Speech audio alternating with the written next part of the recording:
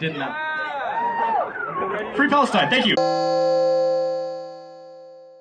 I am Max, and I am the vocalist of Bonethistle. My name's Silvio, and I'm the guitarist for Bonethistle. Gotta help me. I am like locked up as their bassist. I feel like we bring a good dynamic of metal to the scene, because our stuff is mainly kind of groove metal, but like a lot of the vocal stuff we do, like Brain Damage has kind of a cleaner vocals, while Frost has kind of that grindy vocals. I feel like we really do bring out a lot of like these metal genres and just like add on to them. We love to like experiment around to see what we can like really what we really like. So like he said, we do a lot of groove metal. Those are the like type of genres that our originals have been mostly centered around. But if there's another genre such as thrash or death metal, we have a death metal song that has not been fully written and not released, obviously. Yeah, we try to, our band, we really love to like experiment around, try to reach around, and try not to stick around with one specific genre, because we just love the music in general. We do this for the love of the music, for the love of like doing all of this. So keeping ourselves to one genre specifically, it kind of really doesn't benefit us.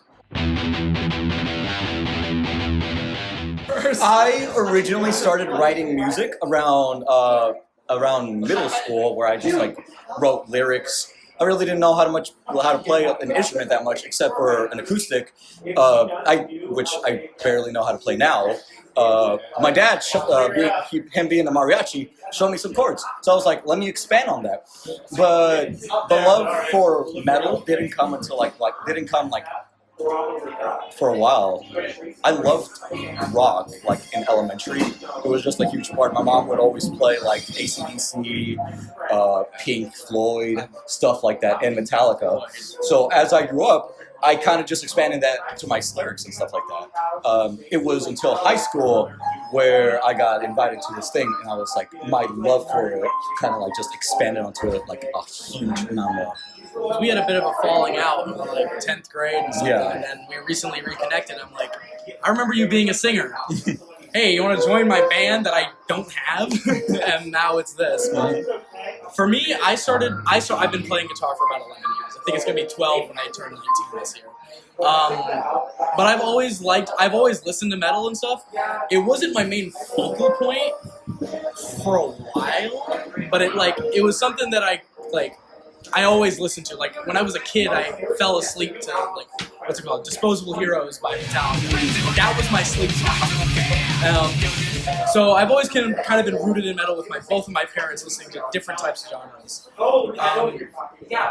But then as I started experimenting and like discovering new types of music as I'm coming into myself, I discovered like Pantera, some Scar Symmetry, just like crazy bands that I'm like, what is this? I've never heard this before. Let's dive deeper. And that kind of has a deep influence on my music. Specifically, I have a top 5 guitarist of all time. Randy Rhoads from Ozzy Osbourne, died in 1983. Favorite guitarist of all time, influential on everything I've ever done. I don't replicate his playing style, but there's definitely some influences on like the scales that I use. Dimebag Darrell from Pantera, obviously. Surprisingly, Stevie Ray Vaughan, who was actually the one that actually turned me into a full musician. I took lessons and stuff, but like what made me want to be in a band? Was Stevie Ray Vaughan. Jimi Hendrix, obviously. Probably Alex Lifeson from Rush would be my number 5 on my most influential list.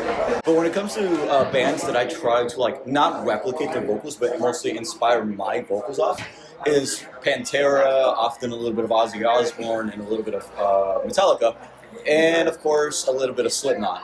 I always loved the aggression that all of those brought out of me, and that symphonic type of vocals that I loved from Ozzy Osbourne. That's what I try to implement within the songs, such as Brain Damage and a piece called Sin.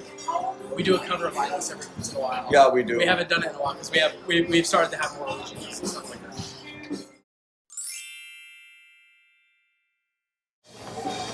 a lot of fun. It's fun. It's really fun. It's fun, but you often have to be wary of where you are at all times because we don't really need to tell you, but the Bay Area really isn't always known for its safe places, you know. And especially if you have expensive equipment, like my shit, I'm not gonna put the number out there. It's a lot of money, and I would prefer if it didn't get stolen.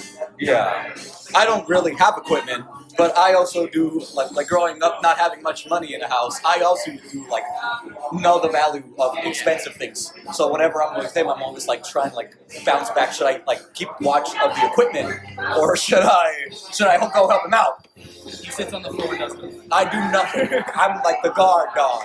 But other than that, it's been a great experience because you get to know more people. The amount of people that you get to meet, the amount of bands you get to hear that are just like, there's some bands that are really small that are really fucking good, and then there's those huge band like Jellyfish Method, Snallygas, or Maybe Ripping, shit like that. Like they're really good and they're rightfully so. I've been in the scene for about a year and 2 months now. Like I joined in 2024. Started like we fully got everything together in about November. So that's when everything started. We played our first show in December. Yeah, right here too. Yeah, This was the first venue we've ever played. So it's great coming back from time to time, seeing the bands play and being part of the bands that get to play. It reminds me of my first show. Yeah, because that's Like, really oh an my experience you don't want to let go. Because you got to remember where you came from time to time. Exactly. You got to humble yourself. Sure, you may get a lot of followers. Sure, you get a lot of people requesting specific songs. You're not all the shit. We want to see more energy. People need to spin. Yeah. I mean, I saw a lot of people spin it, but people need to spin more. Because Like, from time to time, you see people like going around, having fun. And other times, it's just simple head nodding. yeah. And what I really want is for people to actually listen to lyrics and have fun. Just jump around, do this and that. Like this show was absolutely great. And mostly because I shot my voice doing that and yelling at people to do shit. But other than that, it was a great show. So what we really want more is energy. We want our music to bring out that kind of that fire in anybody. Like if they're too scared to move around, like I was way too scared to move around. I saw a show a few months ago that was just like beyond anything I've ever been to. It's a band called Bonethistle. They're from New England. I think they're from Boston. And it was just it made me. I'm like, okay, like I'm doing this. Like I went in, I got punched there. And my nose and shit, I got punched around. But the way that they were playing their music brought out like kind of my what's the word I'm looking for? The spark. They kind of brought out a spark. Honestly, we don't have a target audience. Like we said earlier, we experiment with a lot of genres. We do a lot of things. So hopefully our goal is to get a lot of people to listen to us. No matter if they're like, they like soft music, nice and quiet, or you like vocals that you can't fucking understand. So over everything, we really just want to like reach out people in general. Yeah, not just one type of demographic, but we want people in general. I feel like it's relatively easy for certain people to enjoy all of our music. Like anybody can listen to Frost. Some people may not like Bugsong. We haven't played Bugsong tonight, but some people might not like Bugsong, but they like Frost, or they don't like Frost, but they like Brain Damage, or they don't like any of the heavy stuff. They got a piece called Sin, and then one more coming in. Oh, I can't even do that voice anymore. Yeah. One more. We got one more soft song coming in, but like we just want to expand to every single person out there, so any type of person can listen to our music. It doesn't matter where you came from, who you are, anything. Never stop playing. Don't stop following your passion. And just always follow what you want to do. And most importantly, have fun.